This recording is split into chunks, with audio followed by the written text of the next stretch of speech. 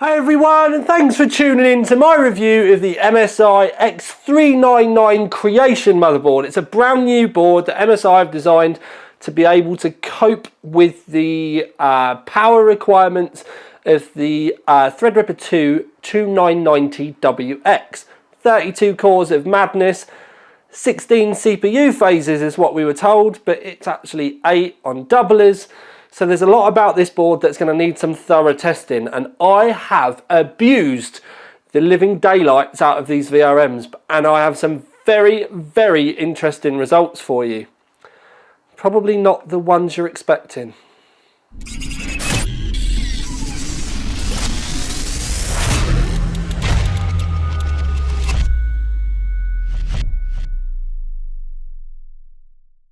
So yes, it is review time, and we do have the main board that we are going to look at. But at the end of the day, it's going to be quite an expensive product. It is X399, although we haven't got any confirmed prices through yet, but we will add them as soon as we get them. But in the box, what do you get? This is actually, it looks like a graphics card, but it holds four M.2 drives. You can add it in. It's a 16 times expander. You can set it all up with RAID. You can use it with the Store MI stuff with AMD, so you can set up as cache for other drives. There's all kinds of mumbo jumbo that you can use this for, even though this board does have 3 M.2s in it as well. But nice little fan on top. You can actually flick a switch whether you want the fan on or not, but it does look like a graphics card. It's even got a PCI Express add-on to be able to like power the fan and stuff. So that's pretty cool. I don't know whether many of you are going to end up using it, especially where it's 4 M.2s. It's quite, you know, it's going to be quite expensive to fill up, but it could be good to RAID up. I've not had a chance to test this in this review, but I may go back, because I do have some drives, I may go back and test this independently and then spin another review out of it. So that could be kind of cool. You do get a Bluetooth and a wireless dongle thing. The only thing that I would say with this is it does look cool, but it's not magnetic. I know not all cases are magnetic, but there's no sticky pads or anything on it either, and I do think it would have been nice if it was magnetic, so you could have like stuck it on the back of your case or something, so that you could have, you know, you had some more options. Other things that are in the box, you get an SLI bridge. It's not really very exciting though. You get an addressable RGB extension cable. You get a normal 4-pin RGB extension cable, which is also a splitter, so it goes from 1 into 2. Then you get some thermal probes. You get 3 thermal probes. The thermal probes you can add in at certain places around the board, which I'll show you in a bit. You then also get 2, 3, I think one of these was the SATA cable, so you get 3, 4 SATA cables. 4 SATA cables. You get your I/O shield for the back. It's just a normal I/O shield, apart from the fact that around the back is black, so it keeps all things nice and tidy. Also in the box are some stickers for identifying your cables if you want to use them, and the usual M.2 screws that you would expect. So it didn't take us long to do that bit. It's now time to have a good full fat look at the board, and in my normal kind of unprofessional manner, we will have a look at it straight away without any cutting or anything like that. So, looking at the board, 16 phases across the top. Yes, they are doubled up. What I am going to do though is I'm going to pop all the heat sinks off for you in a bit once we've had a good look around the board. Up on the top right hand corner, 2 8-pins. If you run in the 32 core, you'll have to use both. I would say you're going to need both of those if you're going to put any kind of overclocks or anything on, even the 16 core. 12 core you may get away with a single 8, but to be honest with you, this is one of the few times where I'm going to tell you that you should be using both of these. CPU fan and a pump fan. The pump fan will run at 12 volts, keep that in mind. Then down the side, you've got an external fan here, and then you've got the system fan here. 24-pin power. USB 3.1 external connector for any cases that are supporting it. You've got 2 horizontal USB normal 3s, but there are a pair, so this is all good. You've got the 8 SATAs down the side. I've personally just caught this with my hand and I've broken the switch. Now this is my fault. As I was moving the board, I didn't move my finger, but it does look like it's just going to clip back on, so it should be alright. So sorry MSI, that was my fault. You might want to go careful with this, but literally when I did it, I had my thumb kind of over it, so I've probably just manhandled it. You've got the system fan 4 down the bottom, power and reset switch. You've got your PCI poster on it, 2 external USB 3s, woohoo! Coming along the bottom, you've got loads more fans going on down here. Thermal sensors there. This is a Molex power for if you're running multiple graphics cards. To be honest with you, unless you're getting issues, I wouldn't plug this in. It's not going to help you really do anything, so it's just one less thing to have, making things look messy. You've got another fan header over here. Around the back of the board, you've got your audio, 2 gigabit Ethernet. I would say that I would have thought that one of them should have been a 10 GBE. It's probably my only bugbear with round the back. External, your wireless and your Bluetooth that I showed you before. Lots of other connectivity. You've got a CMOS clear button around the back and a BIOS flash button around the back. When we do look around the back of the board, there are a couple of places on the board that they say you need to go careful not to have any motherboard standoffs in the way. So when you do build your case, before you power it up, make sure you double check that you've got nothing around there. If you do, you need to get them removed. Big beefy backplate, and then you've also got the heatsink around the back of the board. But like I said, I'm going to bust all these screws off now. Got loads of things to disconnect so that we can have a good look.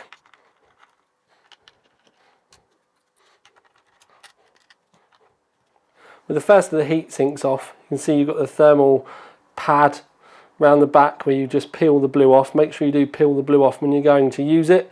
You can also see the chipset heatsink underneath, and then your M.2 slot up the side, up to 80mm in total.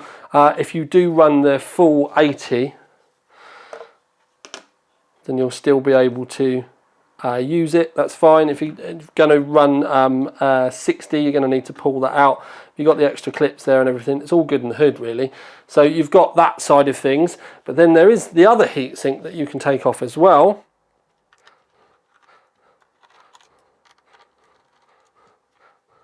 And with this one, as you can see, we've already taken the thermal pad off of this one because this is the one that we used for our testing. You see you've got the other blue layer down the bottom. So if you're going to use them, make sure you do pull that blue off. Then underneath, you can see that you've got another 2 M.2s exposed. This one you can get the full 110mm length on if you want to use a full fat one. I've still not actually had any in. So yes. So we've looked at that. Round the back of the board, there are lots of screws that we need to take off because I need to take the I/O off round the back, and I need to take this off as well. So it's time to get screwing.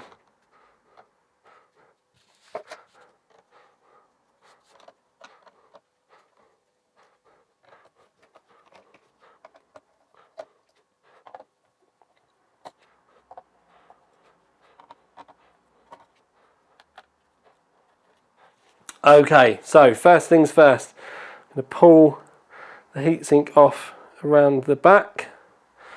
You can see that we've got quite a lot of thermal pads going on in there. We are all falling off around the other side now as well, but zoomed right in for you to have a look. And then when we come around this side, I'm just going to pull the heatsink off because there was a wire coming through which obviously controls the RGBs, because there are RGBs up here. And now we can prise this heatsink off. So there's your main heatsink. If I flip it round, you can see we've got thermal pads on here. There's a few thermal pads on here, although that's actually a bit dirty. That's got cardboard on it. So there are a few thermal pads on here, which are down the bottom here. You can see that there are some chokes here. That's the bits that they're cooling. So none of this is in contact, but all of that at the top is. So you can see all the chokes, all the caps down the middle, all your VRMs. That's everything going on for you around the back. So there's a lot. It's quite a busy motherboard when you think about it. Now, we've done an awful lot of testing when it comes to VRM Temps. I've been very, very cruel to it. You can see that we've got the full fat 2990 WX in there as well. So it's the full fat 32 core that we've tested it with. Talking about testing, Okay then, on to the testing, and this is the really juicy bit, which I know a lot of you have been waiting for me to tell you how bad it is. No, it's actually pretty good. Now, I've got my test rig here. So you may be thinking to yourself, Tom, what the chuff is going on? Well, there is a top cover that you can put over the top of this, which we do run quite a bit. And quite a lot of the time, the cooler's kind of held around the side like this, blowing in, so you can have like side-to-side airflow. The fans at the top, I've had them running both ways round. I will talk you through all the differences. And when I say to you in a minute, batshit crazy mode is literally the three fans at the top, which are Corsair ML 120s, which are 2,400 RPM. They would have been blowing directly in. These fans in the side, they would have been blowing in as well, kind of at heat sinks. We would have also had another fan blowing up the back of the socket. So there's like all of the fans. Now, luckily, that's not how we had to go about things with the MSI. This is, as we're talking about, we're going to do some direct comparisons with Vrm Temps, because Vrm Temps was something I was critically worried about when it came to Threadripper. As I've already stated, all of the tests have been done with the 2990 WX32 core. When I say overclock, it's a 4.05 GHz manual overclock at 1.4 volts, or at least it was with the Asus. This board managed to do it at 1.36 volts.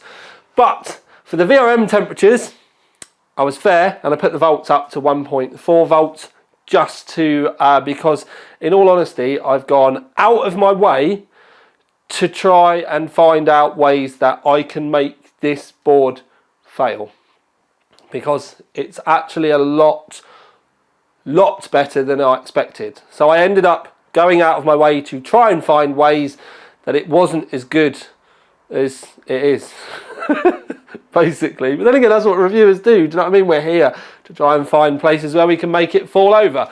So the graph, I'm going to pop the graph up.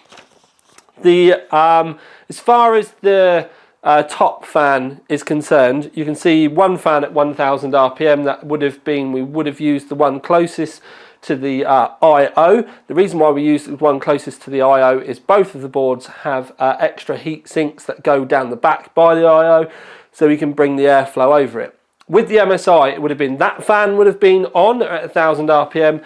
The back fan would have been on as well at 1,000 RPM. And the top cover would have been on. These would have literally been hanging off the side for the MSI, so there would have been no airflow going through this way at all. Now, you can see that the Zenith failed at this. Now, essentially, the Asus failed if you didn't have everything at batshit mode with the overclock. So the Asus needed everything on to be able to keep that the VRMs cool enough. Basically, it needed an awful lot of airflow. So if you can see that 96 degrees with basically two fans on the MSI, it was actually really good. So, and that was literally, do you know what I mean? It was just, yeah, it did really well. Much better than I was expecting. So when we move on to the next one down, you can see two roof fans at 1,500 RPM. That would have been the MSI with these two fans on, coming outwards at 1,500 RPM, and the back fan on. It would have been the 360mm AIO hanging off the side, and the bottom literally just left open. With the Asus, for 112 degrees, this was the only time that we could actually get it to pass, and that was literally in insanity mode. It did get very toasty, and that was even with like a direct fan blowing on. I spent ages and ages literally hunting to find ways I could get everything in sync with that. So these graphs, they're kind of, you do need all of the extra details, but it's the best way that I've got to show them, you know, side by side, so you can understand that, you know, the Asus had extra help to even be in the graph on those two at the top. The next two down is exactly how it is on the tin, and they were at stock. So at stock, it pulls a lot less power, a lot less. Like, you're looking for an entire system about 450 watts for the 32 core at stock, with it doing what it wants and boosting how it wants, and then with a full CPU load. Overclocked, you're looking at about 780 watts. Now 780 watts, the bulk of that's going to be going down through the CPU heatsink, and the real estate on the MSI does seem to make a lot of difference. It's just, I know they're on doublers and everything like that, but maybe just the fact that it's got all of that extra heatsink does seem to make a lot of difference. To be honest with you, you can get all of those temperatures down if you've got slightly different airflow at the top. They all like a bit of airflow around the back because the socket is so big. You do get a lot of heat soak coming through from the VRMs. It's one of the few times, and I said it with the old Threadripper, it's the same with the new Threadripper. Yes, a fan round the back would make a lot of sense. So like a CPU style fan, just blowing at the back of the socket, you know, just so literally when the CPU starts to get really warm and it's under full load or something, just a bit of airflow over it, even if it does just hit it and go up the back of the motherboard towards the case, that sort of thing. And it can make a fair bit of difference. I think you'll be surprised how much that fan will make a bit of difference. But anyway, it doesn't really matter on this. So you can see I went out of my way to kind of punish and torture the VRMs on this. You can practically run it passive and it not throttle. So the VRM side of things on this that we were all quite skeptical about, lots of you at home were quite skeptical about it, even with a manual overclock, it absolutely smashes it. And I think really with this board, that was the main thing that we were going to be trying to pick fault with. The BIOS looks like the same as all of the other MSI BIOSes that you've come across recently. Everything's pretty much in one kind of list. You've got a couple of subcategories and stuff that you can click through. If you're looking for CPU settings so that you can turn off cool and quiet and that sort of thing, that's all right at the very bottom. When you first go into the overclocking section though, you can press up and it will take you to the bottom of the list. So there's some pretty easy ways to fire through it. I can say that I didn't get any issues out of the box getting this running, getting the XMP running, going through the overclocks. It was all pretty, and considering we've been quite short on time as well, it's actually been really simple to work with, has just worked. And the reason why I'm kind of building all this up is to get to the point where we start looking at scores.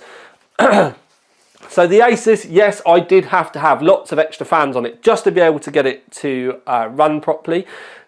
I'm not doing a dedicated Zenith review, and that is basically because I've already reviewed the Zenith in the first place, and if I was to use the Zenith scores, I'd have to go back and then look at just the CPU scores. So these results that are in the graph, the Zenith results, are from the main CPU review.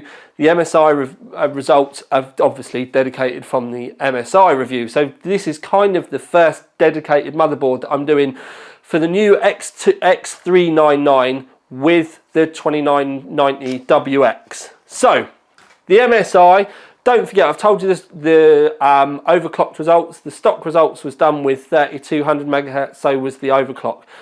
Lots of information, lots of deep breaths. This is actually NDA day for the CPUs, and I am a bit behind, so I'm going to whiz through them. Now, Cinebench, what you can have a look at, and the point that I'm trying to make here is how close the gaps are, because normally what happens is the MSIs at stock will be significantly behind. It's always early days BIOS. There's just something about it. There can be like a 5-10% performance decrease just because they haven't got the BIOS sorted out. With this, they have got the BIOS sorted out, and the fact that the scores are so close between the two at overclocked is actually a really positive thing in MSI's favour, because in the old days, with some of the old boards, they could have been running the same overclock and MSI would have been significantly behind. It was also why they always seemed to get silver awards from me, because they were good, they worked, but then when the actual reality came out with the performance in the graphs, they always seemed to just be a smidgen, well, not a smidgen behind, but they were always behind. This, it's ridiculously close. It's almost a run tolerance. When you flick over to Blender, it's the same sort of thing. There's a few seconds between the two. With the overclock, it actually did slightly better. At stock, it was just slightly behind. X265 benchmark, it's the same sort of thing. You can see it does well. The Zenith did manage to pull in front on that one. And if you want to go to the Overclocked 3D website, there's literally 22 pages there of a complete review, loads more graphs, loads more stuff for you to pick through. There's gaming results there, although with a 32 core you'd be a bit mental. We are going to be going back. We've got a couple of extra benchmarks that we're going to roll in now to cope with these multi-cored monsters, because we can see that there's going to be a bit of a switch in the market where this is going to become a little bit more commonplace. So we're going to go through it and have a play with those and redo a load of those as well. But the point is, go and have a look at the Overclocked 3D website. So overall, the MSI board. When I first saw it at when I went away to have a look at the Threadripper stuff, I was quite excited because of all the phases. And then found out that they had used doublers and it was just 8 phases, doubled up into 16 phases for the CPU. And there was a little bit of a kind of cloud hovering over it. There was a lot of chatter online about it's not going to be good enough. And I got to the point where, you know, I went looking for fault with it. The thing is though, is even when I went looking for fault with it, and I literally tilted the favoritism away from the MSI and actually went trying to make this fall over, it actually did incredibly well. If you were worried about VRMs on this, with the way I got the board, with the BIOS I got the board, which is the public one that's on the website, I don't know whether they'll ruin it as they have done with BIOS increments. Gigabyte have got a kind of, you know, a bit of history for doing that, but the way this is now, VRMs are not your issue whatsoever. To be honest with you, there isn't a great deal of issue with it. A lot of people didn't like the design of the heat sinks. I personally think aesthetically this board works really well. A lot of people didn't like the RGB. Turn the RGBs off, doesn't really matter. I think the heatsink with the South Bridge and the M.2s and everything, I think that works really well. I personally really like the look of it. Didn't like the fact that you had that big heatsink around the back, and if I'm honest, I think that heatsink around the back could have done with a few little raises and fins on it to have made it a little bit more, you know, to perform a little bit better. But when you look at the VRM temps, you've not got an issue with the VRM temps that are there. I'm just literally being pedantic. So yes, I did, you know, give it a good start in life as far as the benching and testing was concerned, because I did use the Cooler Master liquid, and it's the ML360 TR4 edition. I will pop a graph up for you though, just so that you can see at stock what the air coolers are like. And if you were to use the air coolers, just look at that single fan result that I showed you on the before for the VRMs, and that's the sort of thing that you're going to be thinking about. You can just add the second fan in, do you know what I mean? But what you do kind of need to consider is, when I was doing my testing, especially with the AIO outside, then you're not going to have had any of the heat inside whatsoever. If you had your AIO in the roof with the air blowing out, then you're going to be killing 2 birds with 1 stone there, because that will help cool the VRMs and it's going to get all the heat out the roof anyway. But it is just something I want to be kind of very clear about, because in all honesty, this board has done incredibly well. This is one of the times recently, and I think it was probably something like the, oh my God, I want to say Z270, but it was even back before that. It would have been, it's one of the, it was the GD65 board that MSI did. It was the first one with the dragons. That was the last time that they produced something that which actually kind of shocked me with how good it is. And when I say how good it is, yeah, okay, the performance on it was on par with the Zenith. Trading places with it, it did really well. It kept up, but they deserve a massive thumbs up for that. But it's the thermal performance on those VRMs, considering the fact that we put almost 800 watts, well, pulled from the wall, but the amount of power, that would have been like 650 watts going through those MOSFETs and the VRMs and everything at the top, and it still managed to keep it at those kind of temperatures. Now, you do need airflow, a decent airflow case, and the thing is with that manual overclock, it was a manual fixed overclock. That's a worst case scenario. 4 gigahertz, 1.4 volts. There's a lot of the old X399 boards that probably won't even cope with that. Both MSI, Asus and Gigabyte are going to have boards out there that are going to struggle to do manual overclock full volts with these, and you're just going to want to leave them at stock. But because of the precision boost too, that's not kind of a bad thing anymore. But you will get with a manual overclock sort of like somewhere between 200 and 400 megahertz of consistent boost across all of the cores. You are going to need to think about ambient temperatures in your room and that sort of thing. It's summer here in the UK at the moment. You know, some people are going to struggle. When I tested with this, it was all done with a 20 degrees ambient, you know, just to make sure everything is fair. We do all the boards like that. That's why I had air conditioning fitted the second that we got here. So you do need to keep all of those things in mind. But in all honesty, the way I'm going to go with it is I'm actually really impressed that MSI took it on the chin and went and built a board from the ground up for these new processors, specifically the 2990WX. It was needed. Yes, they did just use doublers. Whatever they've done, maybe they doubled the amount of magic that they put in it, because they've clearly done a good job. There's been a lot of internal testing that's been done with this for it to perform that well without like ginormous heat sinks and, you know, things hanging out all over the place. They didn't do the half-assed attempt to add in another tiny little fan on the top like they did with the Zenith, which did nothing. So they kept the noise down. There's no fans around the back hidden out the way, and it works really well. And that's why, and I don't pull this award out very often, but I am massively impressed with this. So on the website we've given it the OC3D Ultimate Award because, in all honesty, it performed as well as what we thought was the best board out there. But then the difference between the Vrm Temps, considering the amount of load that was being put through them, was insane. It did incredibly well. So on the website we've published the OC3D Ultimate Award, which it thoroughly deserves. But in the video we're also going to smash in the TTL Award, because in all honesty, if you made me choose between the two boards now, which one was going to go on my desk, it would be this one. And I will say the only thing that's stopping me putting this board on my desk with the 32 core is I'm not sure how many times I'm going to need to use that 32 core in reviews. But if I can't get hold of one of the other boards that I'm currently literally hankering down on at the moment that I specifically want to test, and it looks like the X399 market might go a little bit quiet for a few months, this may end up on my desk. So yeah, that's a fairly big statement. And I'm going to leave that with you, because at the end of the day, we all expected, you all expected, when I heard about the doublers, I kind of expected it not to do very well. And it's really surprised me because it's an absolute cracker.